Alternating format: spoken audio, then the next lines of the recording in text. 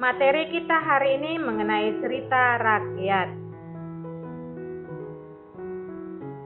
Pengertian dari teks cerita rakyat adalah cerita yang sudah berkembang di setiap daerah dan menceritakan legenda atau asal-usul yang terjadi pada suatu daerah. Cerita yang berasal dari suatu masyarakat dan berkembang dalam masyarakat. Pengertian lain dari cerita rakyat adalah suatu bagian dari sebuah dongeng. Cerita rakyat biasanya disampaikan dengan cara lisan dan sudah berkembang secara turun-menurun. Ciri-ciri dari cerita rakyat yang membedakan dengan cerita lainnya adalah 1. Cerita rakyat pada umumnya disampaikan dengan cara lisan. 2. Tidak diketahui siapa yang pertama kali menciptakan cerita atau pengarangnya. 3. Disampaikan secara turun-temurun.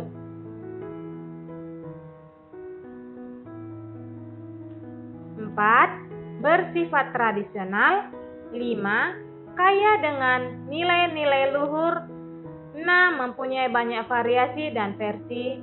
7. Memiliki bentuk-bentuk lise dalam pengungkapan atau susunannya. Selanjutnya kita masuk ke fungsi cerita rakyat.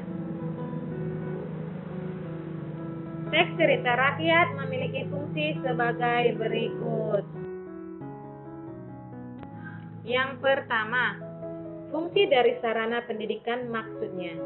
Pada dasarnya cerita rakyat ingin menyampaikan amanat atau pesan yang bisa bermanfaat bagi kepribadian dan watak dari para pendengarnya. Nah, yang kedua, fungsi dari sarana hiburan maksudnya bisa mendengarkan cerita rakyat seperti dongeng, legenda, atau mite, dan bisa merasakan seperti diajak berkelana ke dalam alam lain yang tidak bisa kita jumpai dalam pengalaman hidup seperti biasanya.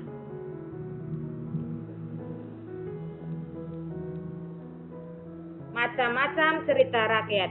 1. Sage. 2. Legenda. 3. Fabel. 4. Mite. 5. Jenaka. 6. Paralel. 7. Parabel. 8. Terbingkai.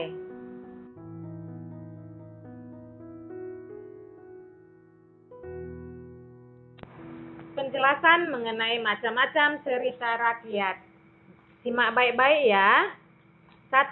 Sage merupakan suatu cerita rakyat yang berdasarkan peristiwa sejarah yang dicampur dengan fantasi rakyat. Contohnya hikayat Hang Tua. 2. Legenda adalah cerita rakyat yang mengisahkan riwayat dari terjadinya suatu wilayah atau tempat. Contohnya Tangkupan Perahu dan Maling Kundang, Dongeng Batok, Dongeng Banyuwangi, Dongeng Rawa Pening, dan lain sebagainya. Nah, yang ketiga, fabel. Fabel adalah cerita rakyat yang menokohkan hewan atau binatang sebagai lambang pengajar moral.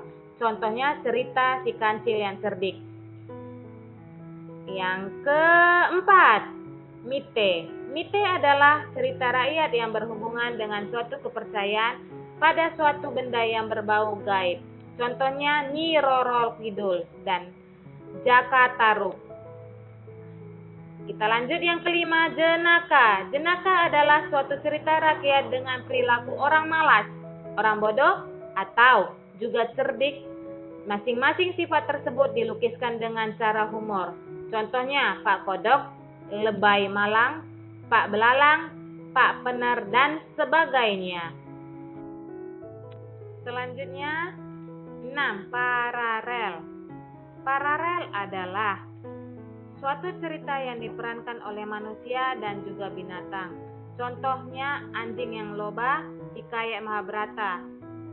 Yang ketujuh, parabel adalah cerita yang menggambarkan suatu cerita moral dengan para tokoh yang diperankan oleh benda mati. Contohnya kisah sepasang selop. Oke, yang selanjutnya adalah yang terakhir, yang ke-8. Cerita terbingkai adalah suatu cerita yang di dalamnya mempunyai cerita lagi. Contohnya 1001 Malam. Kita masuk ke materi berikutnya mengenai cerita rakyat, yaitu unsur-unsur cerita rakyat. 1.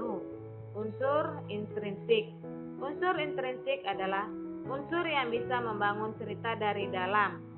Unsur-unsur intrinsik ini terbagi lagi dalam bagiannya. Cerita rakyatnya yaitu 1 tema, 2 alur, 3 latar, 4 tokoh dan penokohan, 5 amanat, dan yang keenam adalah sudut pandang.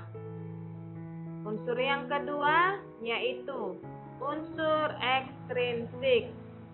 Unsur ekstrinsik ini adalah unsur yang berada di luar cerita ataupun sastra tetapi turut menentukan bentuk dan isi dari suatu karya atau cerita. Unsur ekstrinsik cerita ini yaitu sebagai berikut: politik, agama, aliran, moral, sejarah, psikologi, sosial budaya, dan lain sebagainya. Oke, materi cerita rakyat sudah selesai. Sekian dan terima kasih.